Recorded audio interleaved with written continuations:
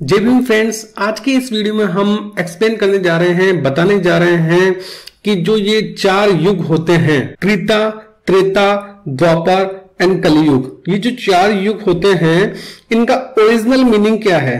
वैसे तो हम इनको चार टाइम्स, चार level of stages of times से लेते हैं कि कृता युग था, त्रेता युग था, वो द्वापर युग आया, फिर उसके बाद में कलियुग आया, अभी जो चल रहा है उसको कलियुग माना जाता है।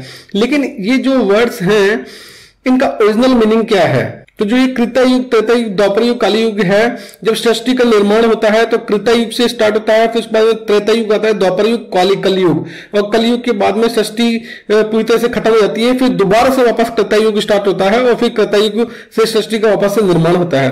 तो इस वीडियो में हम बेसिकली डिस्कस करेंगे कि ये जो कृता, त्रेता, द्वापर, कलि, ये जो वर्ड्स हैं इनका ओरिजिनल मीनिंग क्या था।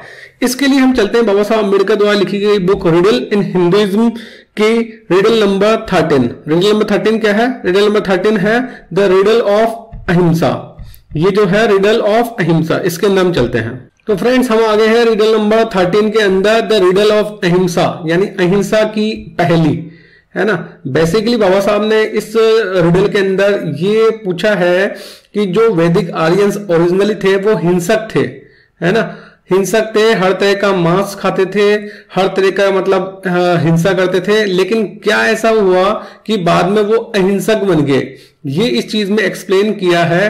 और ये सवाल पूछा है एक तरह से वैदिक आर्यंस के वंशजों से, वैदिक हिंदू से, वैदिक ब्राह्मणों से, कि ऐसा क्या कारण था कि पहले हिंसक वैदिक आर्यन सोसाइटी थी वो हिंसक थी, मांस वगैरह खाया जाता था, लेकिन बाद में वो अहिंसा अपना लिया उन्होंने, क्या कारण इसका रहा। तो बेसिकली इस रिडल में ये है, लेकिन हम इस वीडियो के अंदर हम जो डिस्कस करेंगे वो सिर्फ ये डिस्कस करेंगे कि ये जो चार युग है इनका ओरिजिनल मतलब क्या था।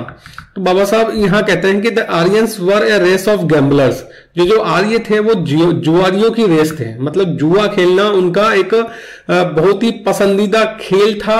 और खेल नहीं था, एक पैशन था, एक नशा था, एक लत था, क्योंकि वो इसके अंदर बहुत ही ज्यादा जबरदस्त जुआ भी लगाते थे, है ना। ऐसा नहीं कि सिर्फ जुआ, सिर्फ पैसा ही लगाते थे, है ना, हाई स्टेक्स लगाते थे, अपने भाई को, अपने पूरे राज्य को, यहां तक कि अपनी पत्नी को, इवन खुद तक को दांव पे लगा देते थे। तो the gambling was developed to science in very early days of the Aryan civilisation, so much so that they had even devised certain technical terms.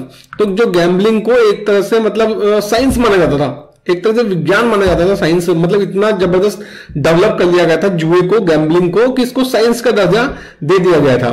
तो the Hindus use the words Krita, Treta, Dwapar and Kali as the names of the 4 yugas और periods into which historical terms are divided. तो जो हिंदू हैं वो अपने समय को चार भागों में डिवाइड करते हैं, कृता युग, त्रेता युग, द्वापर युग एंड कलियुग। लेकिन बाबा साहब आगे कहते हैं कि as a matter of fact originally these are the names of the dices used by the Aryans at gambling. मतलब ये जो कृता, त्रेता, द्वापर और कलियुग है, ये एक्चुअली ओरिजिनली, मतलब सबसे पहले ओरिजिनली ये names of the dices, names of the dices मतलब डाइस का मतलब होता है पासा। जैसे हम लूडो खेलते हैं या सांप सीढ़ी खेलते हैं, उस वक्त जो पासा फेंकते हैं ना, जिसमें एक तरफ एक बिंदु होता है, फिर 2 बिंदु होते हैं, 3 होते हैं, 4 होते हैं, 5 होते हैं, 6 होते हैं, है ना। तो उस डाइस को फेंकते हैं और जितने बिंदु आते हैं उतनी हमारी जो गोटी होती है उसको हम आगे बढ़ा सकते हैं। तो जो पासा होता है जिसको हम फेंकते हैं, जिसमें नंबर्स डिस्प्ले होते हैं डिफरेंट, है ना, वो उसको पासा बोलते हैं।